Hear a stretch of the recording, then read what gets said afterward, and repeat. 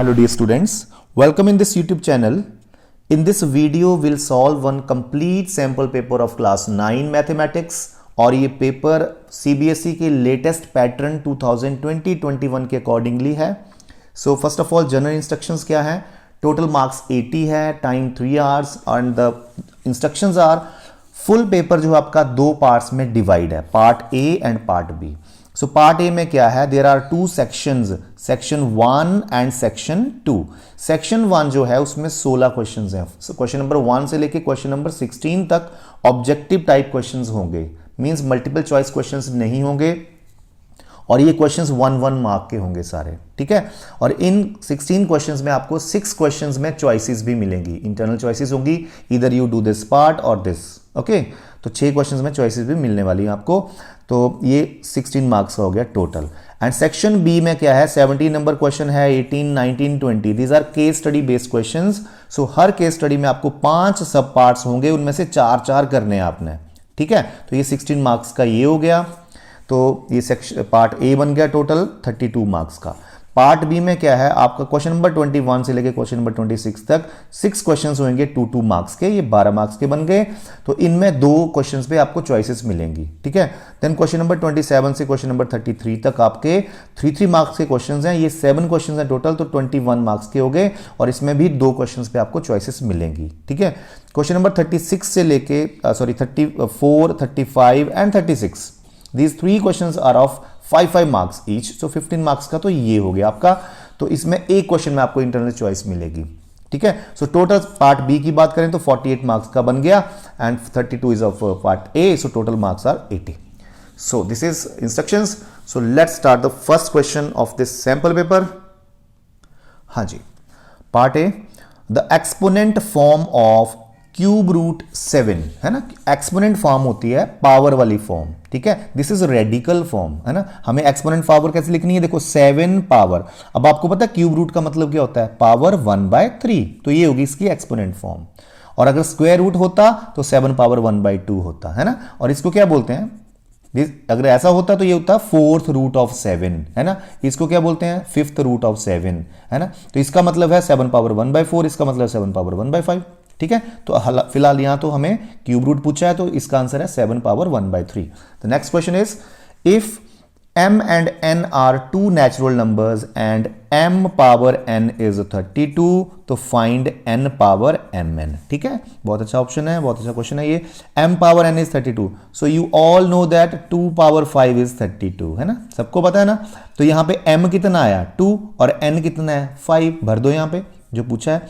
n is here 5 power m is here 2 and n is here 5, so बन गया 5 power 10. सो यही answer आपने लिखना है, 5 power 10. So the third question is, if a is 2 b is 3, find the value of this. तो कोई बात नहीं, इसमें वैल्यूज भर दो आप. देखो मैं तो यहाँ पे आपको एक्सप्लेन करूंगा, क्वेश्चंस रफली ही शो करूंगा, तो आप अपने पेपर में प्रेजेंटेशन अच्छी रखनी है आपने. मेरा मोटिव है यहाँ पे आपको क्वेश्चन को करना सिखाना. जब आप प्रेजेंट करोगे तो अच्छे से प्रेजेंट करोगे क्वेश्चंस को, क्योंकि अगर मैं प्रेजेंट करने लगा तो ये पेपर मेरा भी 3 आवर्स का हो जाएगा, तो आपको वीडियो अच्छा नहीं लगेगा. तो मैं तो इसको कंप्लीट कर दूंगा 1 आवर तक, ठीक है. तो आप प्रेजेंटेशन का ध्यान रखें, अच्छे से लिखें, मैं आपको समझा रहा हूँ ये सिर्फ, ठीक है. तो मैं इसमें वैल्यू भर रहा हूँ, a power b plus b power a power -1 whole power -1. तो भर दो वैल्यू. a कितना है जी 2 पावर 3, क्योंकि b 3 है, plus b is 3 power a means 3 power 2, right, power -1, right. तो अब देखो क्या बनता है, 2 पावर 3 क्या होता है, 2 2 4 2 8 प्लस 3 पावर 2, 3 स्क्वायर मतलब 9 होता है ना, पावर -1. सो 9 प्लस 8 17 पावर -1. अब पावर -1 का मतलब होता है रेसिप्रोकल है ना, तो बन गया 1/17. बस, this is answer. Next question is, find the value of polynomial 6t² plus 70 - 3 when t is -1. तो आपने क्या करना है, इसमें -1 फिट कर देना है, t की जगह लिखना है put t is equal to -1. So -1 भर दिया मैंने, तो ये बन गया ये. So see here 6 into -1 power 2 is +1 है ना, -1 into -1 is +1 and 7 into -1 is -7. So plus minus is minus here and -3 है ना. तो प्लस का यहाँ पे 6 है और ये दोनों माइनस के तो ऐड हो जाएंगे, तो -10 बन गया. तो 6 - 10 इज -4. ठीक है, तो देखो इंटरनल चॉइस मिल गई आपको इस क्वेश्चन में, है ना। अब फोर्थ क्वेश्चन देखते हैं, write the degree of polynomial under root 2, है ना, स्क्वायर रूट 2 की डिग्री। तो डिग्री क्या होता है, highest power of the variable. तो माय डियर यहां पे तो वेरिएबल है ही नहीं, है ना, वेरिएबल होता है एक्स वाई जेड या ए बी सी जो भी होते हैं ना, तो ये तो है ही नहीं यहाँ पे, तो हम लगा सकते हैं एक्स पावर 0, अपनी मर्जी से एक्स पावर 0 फिट कर सकते हैं, क्योंकि एक्स पावर 0 का मतलब होता है 1, है ना, तो 1 तो हम लगा ही सकते हैं यहाँ पे। तो इसकी डिग्री होगी 0, राइट, इसकी डिग्री क्या होगी 0। और एक क्वेश्चन ऐसा भी आ सकता है आपको, what is the degree of 0 polynomial, तो उस केस में आपने लिखना है नॉट डिफाइंड, क्योंकि 0 पॉलिनोमियल की डिग्री इज नॉट डिफाइंड। तो आगे चलते हैं, पांचवा क्वेश्चन। फिफ्थ क्वेश्चन में आपको है, in the adjoining figure find the value of x की वैल्यू निकालेंगे। तो ये देखो, ये वाला एंगल जो है वो 3x + 20 डिग्री है, और ये वाला एंगल है 4x + 36 डिग्री। तो हमें पता है इन दोनों एंगल क्या हैं, ये एक स्ट्रेट लाइन के ऊपर आ रहे हैं, मींस ये लीनियर पेयर फॉर्म कर रहे हैं, तो इनका सम कितना होएगा 180 होगा। तो इन दोनों को ऐड करके लिख दो 180, ठीक है। तो मैं भी ऐड करता हूं, so I am also writing with you here. First is 3x + 20, दूसरा है 4x - 36, इन दोनों का सम मैंने ले लिया 180, because these are forming linear pair, reason देना आपने यहाँ पे लीनियर पेयर, ठीक है। ये बन गया 7x - 20 - 36 is -16 is equal to 180। सो आगे करके 16 को उधर ले जाओ, +16 हो जाएगा, तो ये 196 बन जाएगा यहाँ पे ऐड करके। So x is equal to 196 over 7, ठीक है। 7 से ये डिवाइड हो जाएगा, 7 2 ज़ा 14, बच गए 5, 7 8 ज़ा 56, 28 आ जाएगा x की value. Sixth question is find the semi perimeter of a triangle with sides 9, 12 and 30। देखो पेरीमीटर क्या होता है ना, तीनों साइड्स का सम, और सेमी पेरीमीटर क्या होता है, तीनों साइड्स के सम को 2 से डिवाइड कर दो, है ना। a + b + c/2 होता है सेमी पेरीमीटर, आपने हेरन फॉर्मूला पढ़ा ना, a + b + c/2, है ना।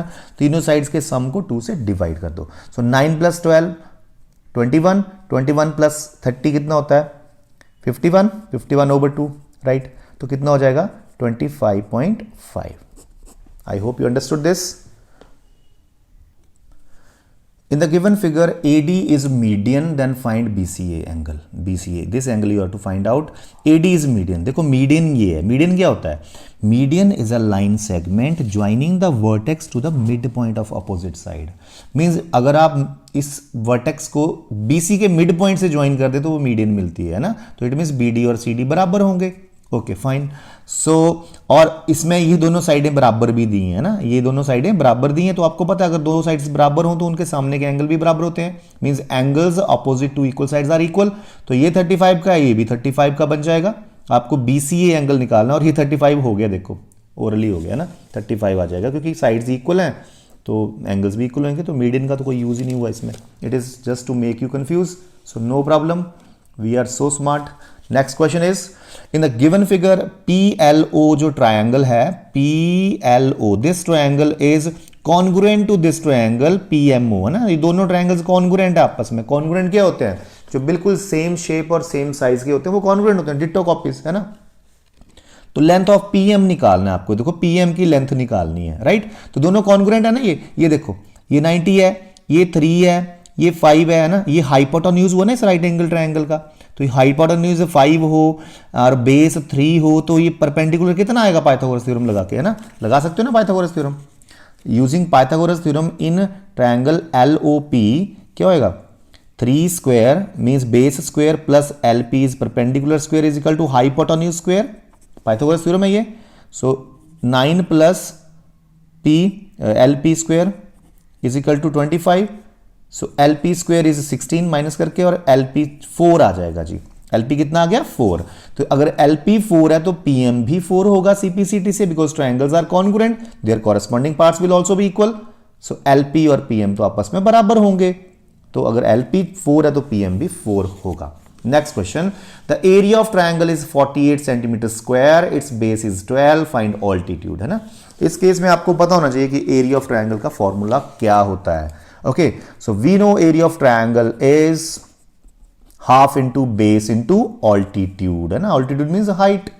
Okay, तो एरिया तो आपको 48 दिया है, हाफ इंटू बेस कितना है 12 है, हाइट आपने निकालनी है, तो ये 6 आ गया, और ये 6 यहां नीचे चला जाएगा, सो h आ जाएगा 48/6, दैट इज 8 सेंटीमीटर आ जाएगा आपका ऑल्टीट्यूड।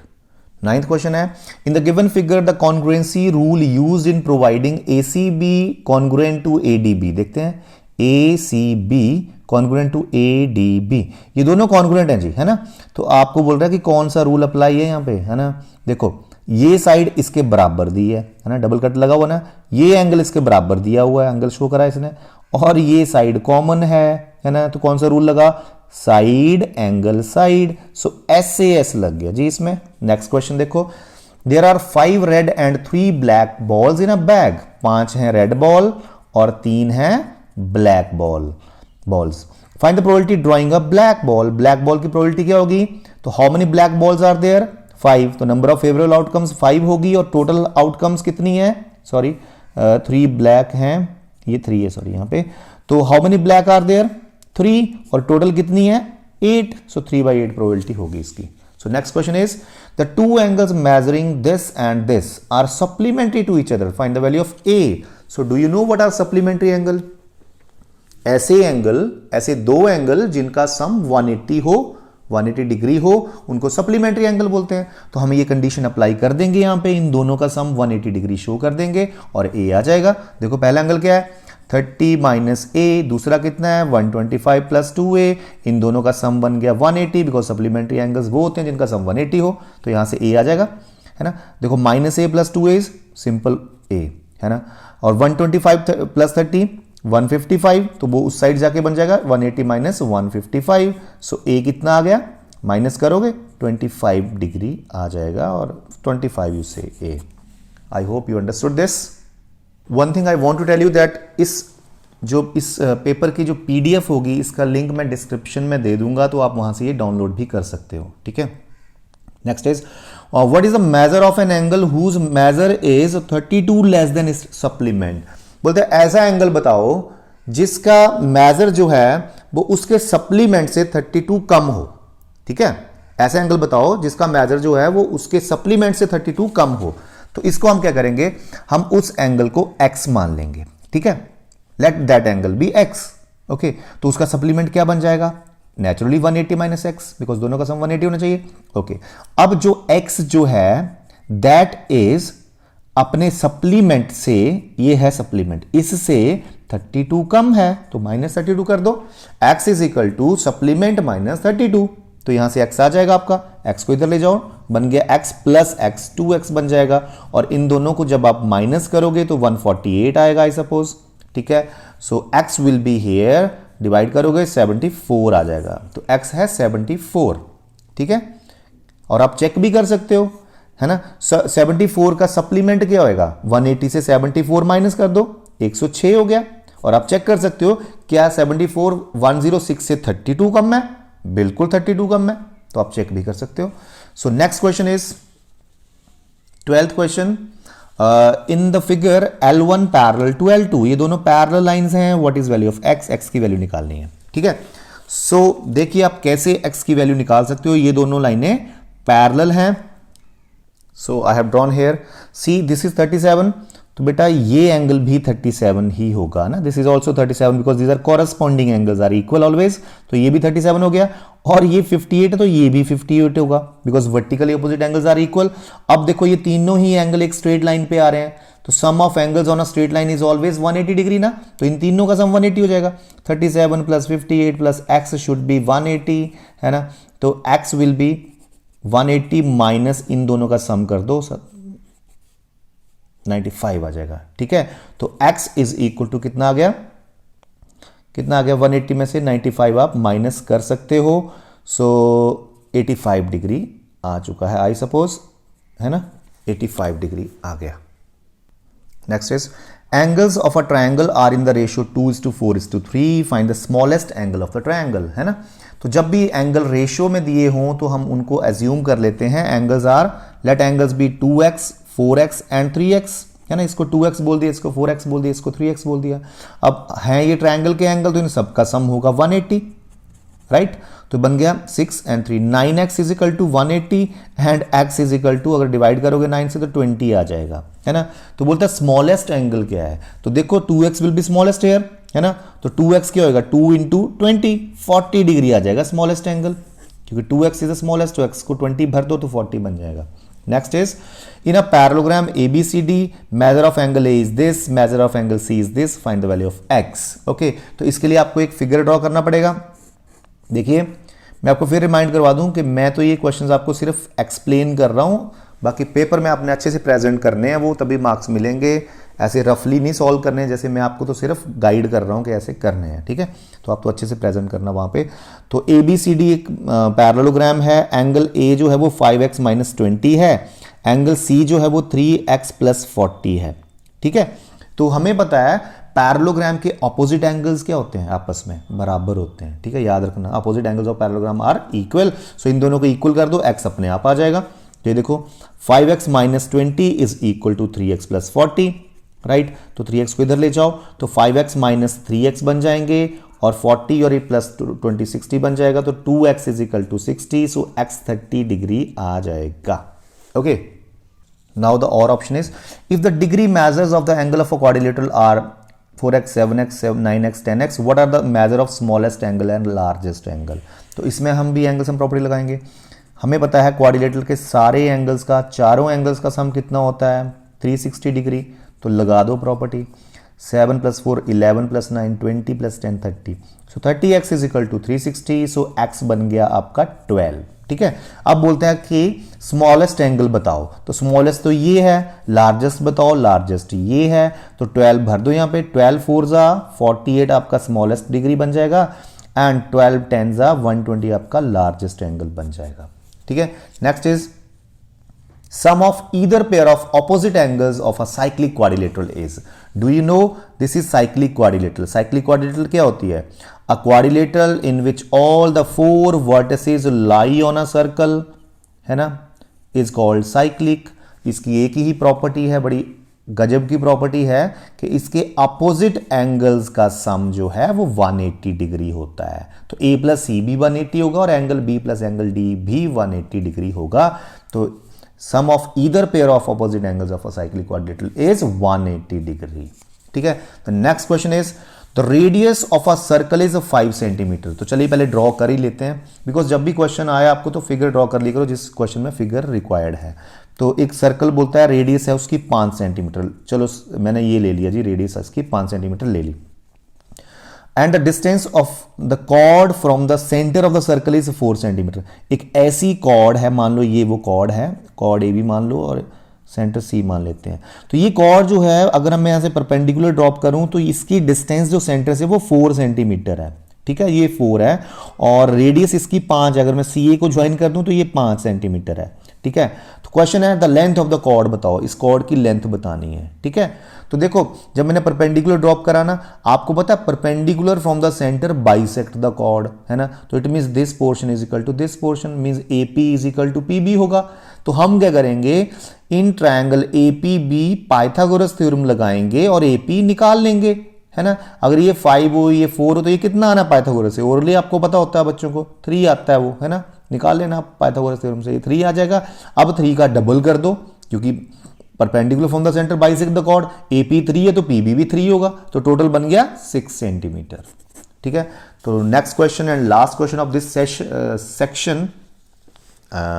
सेक्शन 1 का लास्ट क्वेश्चन आ गया।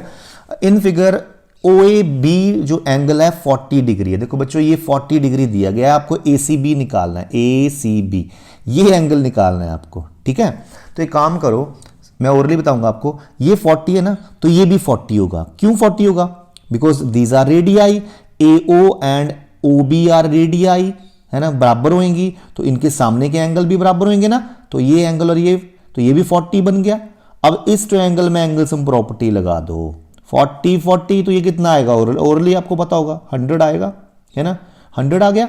अब देखो AB कॉर्ड जो है ना, AB कॉर्ड या AB आर्क बोल दो, AB आर्क जो है वो सेंटर पे 100 डिग्री बना रही है ना, सेंटर पे 100 बन रहा है ना, देखो ये 100 बना रही है सेंटर पे, तो रिमेनिंग पार्ट पे कितना बनाएगी वो, 100 का आधा, हाफ ऑफ 100, 50 आ जाएगा ये। We know angle subtended by an arc at the center is double than the angle subtended by it on any point on the remaining part of the circle। तो जो सेंटर पे angle बनता है वो double होता है remaining part के angle से, तो ये 50 बन जाएगा, अगर ये 100 है तो 50 आंसर आ जाएगा।